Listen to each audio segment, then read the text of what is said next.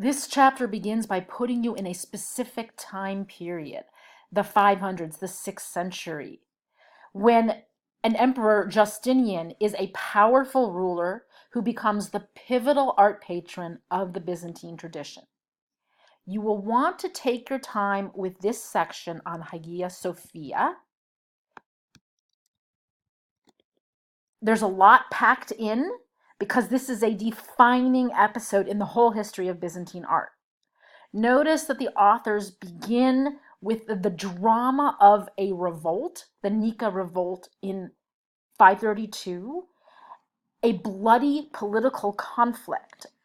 And I point that out because I want you to think about how Justinian responded to that conflict and what this gorgeous building is supposed to do with the memory of that bloodshed.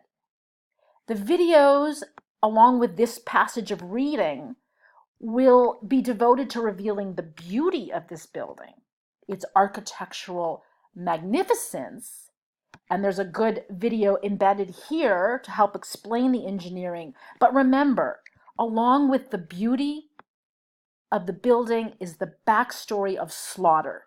This is about slaughter as well as beauty.